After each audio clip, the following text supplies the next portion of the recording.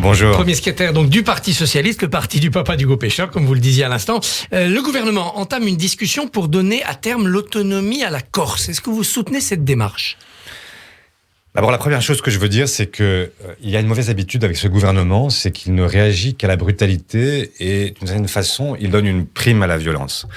C'était le cas en Guadeloupe, c'était le cas avec les Gilets jaunes, c'est maintenant le cas avec les émeutes en Corse, et on a le sentiment d'un pouvoir qui ne réagit que face à la violence, ce qui n'est pas acceptable et ce qui détruit de certaine façon l'idée qu'on a de l'état de droit, et puis qui détruit aussi la démocratie. Il faudrait plus de fermeté d'abord et ne discuter qu'après. Il faudrait réagir non pas à chaud systématiquement, mais réagir à froid pour pouvoir prendre les bonnes décisions, ne pas donner le sentiment d'une forme d'opportunisme électoral quand on est à quelques semaines du premier tour de l'élection présidentielle, et donc poser les choses au moment où on peut avoir la tête froide et ne pas se laisser guider uniquement par les conséquences de tel ou tel geste, de telle ou telle proposition, par une rue qui peut s'enflammer à tout moment.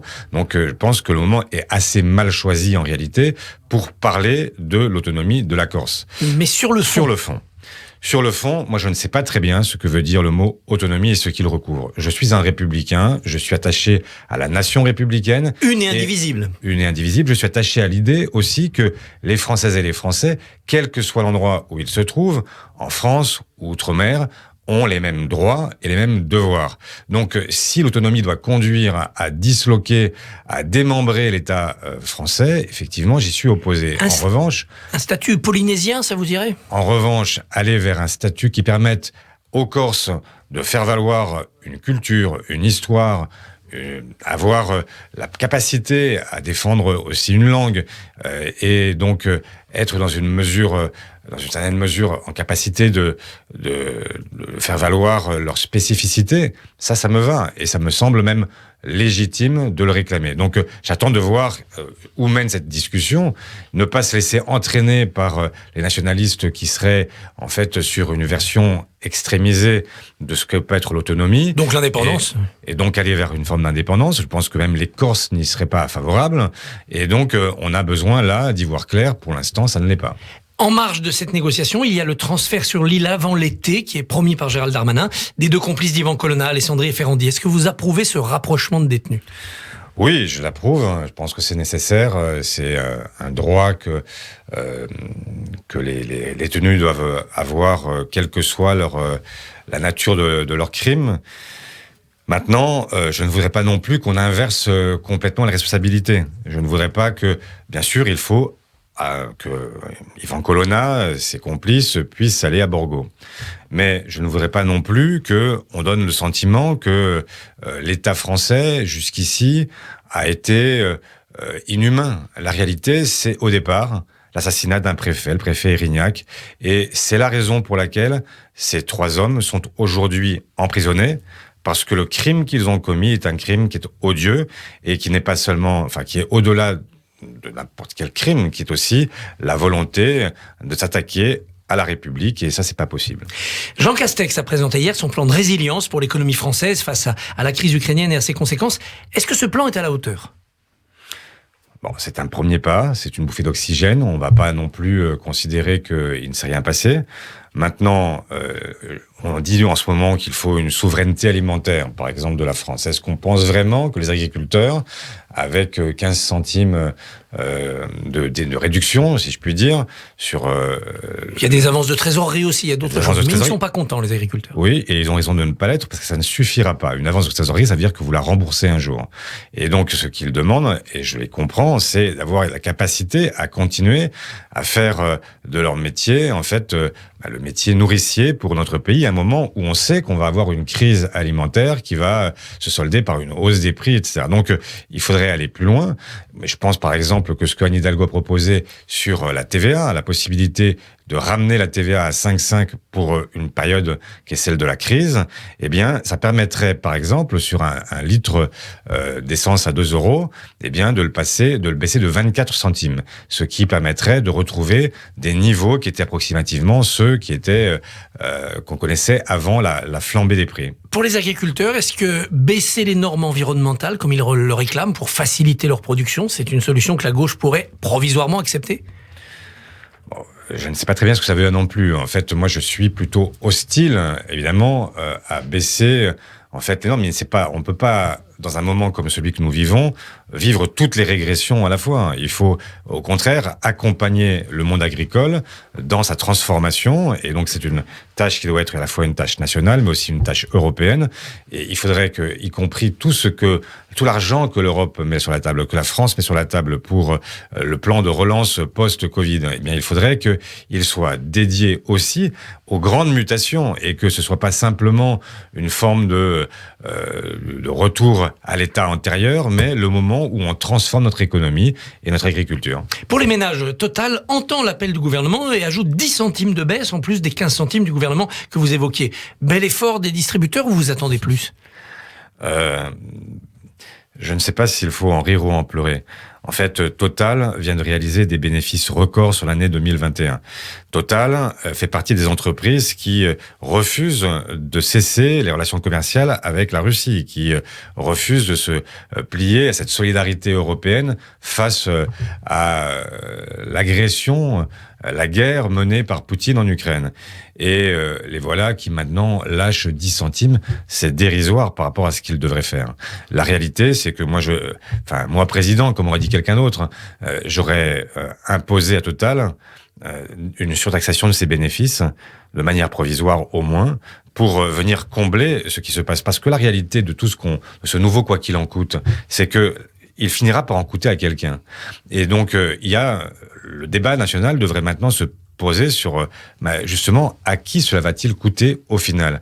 Je vois qu'on prolonge la CRDS qui devait s'éteindre en 2023, un impôt qui est payé par tous les Français. Le président dit qu'il n'y aura pas plus d'impôts. C'est pas vrai. Il y aura un impôt qui aurait dû être abandonné, qui va être prolongé et que tous les Français vont payer et vont le payer au même taux. C'est-à-dire qu'il n'y a pas plus injuste que les impôts qui sont au même taux. Voilà. Eh bien, moi, je souhaiterais qu'au contraire, on fasse en sorte que ceux qui peuvent payer, paye, et c'est valable pour Total, c'est valable pour la grande distribution, c'est valable pour les GAFAM, c'est valable pour toutes ces entreprises du CAC 40 qui ont fait 137 milliards d'euros de bénéfices en 2021 et qui, d'une certaine façon, ont profité de la crise précédente et qui profitent de toutes les crises. Le dégel du point d'indice pour les fonctionnaires que promet le gouvernement avant l'été, est-ce que la gauche le ferait au pouvoir ? Elle l'a fait. Elle l'a fait dans la fin du quinquennat Hollande. C'est Emmanuel Macron qui a décidé de regeler le point d'indice il y a 5 ans et de manière assez opportune, à quelques jours du premier tour. Eh bien, il l'annonce, évidemment, c'est électoral. En même temps, c'est lié à l'inflation. Il y a de l'inflation, il l'annonce pour l'après-élection. Bon, je vois que le Nouveau Monde n'a rien à envier à l'ancien de ce point de vue. Que ferait la gauche contre l'inflation ? Du contrôle des prix, des chèques alimentaires, des chèques énergie ? Oui, tout ce que vous dites relève du bon sens. Il y a des blocages de prix, effectivement, notamment sur le logement, sur l'énergie. Il y a un certain nombre de domaines dans lesquels il est impératif d'éviter la flambée des prix parce que on sait très bien ce que peut provoquer en fait une inflation galopante et on sait aussi qui sont les premiers à en pâtir, ceux qui ont les bas salaires, ceux qui sont dans des situations de précarité et donc il faut à situation exceptionnelle, des mesures exceptionnelles. En Ukraine, les négociations continuent. Le président Zelensky refuse la neutralité de son pays. Mais est-ce que ça ne serait pas une issue honorable que de sortir de ce conflit avec une Ukraine neutre ? Bon, d'abord, il faut reconnaître sa pleine souveraineté à l'Ukraine. Et dans cette discussion, reconnaître le fait que c'est Zelensky aujourd'hui qui doit poser ses propres conditions, et ça n'est pas aux Européens, au reste du monde, dans une forme de lâche soulagement, de lui dicter sa propre conduite. Et donc, il faut comprendre que les Ukrainiens ont aussi besoin de leur propre sécurité. Ils se savent menacés par la Russie, et la guerre actuelle témoigne du fait que leurs craintes n'étaient pas injustifiées.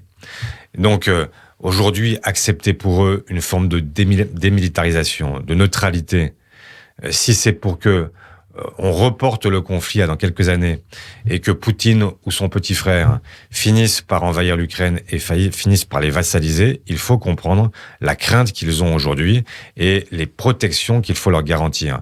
On ne peut pas demander à l'Ukraine de se démilitariser sans lui donner par ailleurs des garanties sur sa sécurité. Poutine est un criminel de guerre, assène Joe Biden. Vous reprendriez cette accusation ? Je crois que les crimes de guerre sont commis aujourd'hui en Ukraine. Hier, cet établissement culturel sur lequel étaient inscrits les mots « enfants » en russe pour justement prévenir du fait que c'était un lieu où on accueillait des enfants, a été bombardé par l'armée russe. Et donc, oui, il y a des crimes de guerre. Même la guerre obéit à des règles. Et malheureusement, en Ukraine, la Russie montre qu'elle ne les respecte pas. La campagne présidentielle continue, essaye de continuer. Emmanuel Macron va présenter son programme. Est-ce que ça va vous faciliter la tâche ? Vous arrêterez de boxer dans le vide. Vous aurez des choses à critiquer. J'espère qu'on ne boxe pas tout à fait dans le vide. Mais c'est vrai que ça permettra d'entrer dans une campagne où chacun pourra comparer. On a commencé à le faire. Sur les retraites, par exemple, il faut que chacun comprenne ce qui va se passer. 65 ans, dit le président Macron. 65 ans, dit le président Macron. Vous restez à 62. Oui. Je dis aussi que ça veut dire quoi dans les faits ? Ça veut dire que ce sont ceux qui seront morts avant 65 ans, ceux qui ont les métiers les plus pénibles, qui paieront la retraite des autres. Ça veut dire que ceux qui voudront atteindre les fameux 1100 € qu'on leur promet et qui sont ceux qui ont des carrières incomplètes, devront non pas attendre 65 ans, mais 68 ans, qui est l'âge du taux plein automatique pour ceux qui n'ont pas eu une carrière complète. Donc, on est là dans une forme de dérive qui va considérablement aggraver la situation de ceux qui, déjà, dès 50 ans, en réalité, peinent à retrouver un emploi. Donc, oui, il y a des choix de société qu'il faut faire dans cette campagne présidentielle, même si elle paraît complètement dominée par la situation géopolitique. Il y a aussi des choix à faire sur le plan national, sur le plan intérieur. Et donc, oui, je soutiens Anne Hidalgo qui, elle, a fait un autre choix, 62 ans, donc maintenir le système actuel et même mieux, revenir à ce qui avait été initié dans le quinquennat précédent, c'est-à-dire permettre à ceux qui ont des métiers très pénibles, exposition aux charges lourdes, aux matières dangereuses, travail de nuit, etc., de pouvoir partir plus tôt. Est-ce que vous préparez déjà, en tant que chef de parti, l'après-présidentiel, c'est-à-dire les législatives ? Est-ce qu'on aura des candidatures de gauche uniques dans les circonscriptions ? Bien sûr qu'on prépare, c'est notre rôle. Je serais irresponsable de ne pas chercher à préparer ces élections législatives. Oui, nous discutons. Pour l'instant, comment dire les choses ? C'est à l'état de discussion où chacun cherche à mesurer ce que pourraient être les termes d'un accord. Mais oui, moi je souhaite ardemment cet accord. Je le souhaitais d'ailleurs pour la présidentielle elle-même. Je souhaitais un accord de coalition qui permette de se mettre d'accord sur 5 ans et à la suite de cet accord, chercher à définir qui pouvait être la meilleure incarnation pour porter un projet qui nous soit commun. Ce qui nous aurait permis, au passage, d'être au second tour. Je vous rappelle que quand on testait l'idée d'un candidat commun socialiste et écologiste au mois d'octobre, Ipsos, c'était que ce soit Yannick Jadot ou Anne Hidalgo, 17 ou 18% des voix. 17 ou 18% des voix, c'était le deuxième tour. Malheureusement, cette idée-là n'a pas été suivie. Les Verts ont préféré considérer que c'était leur heure et que c'était une primaire des Verts qui devait les conduire à la victoire. On voit aujourd'hui le résultat.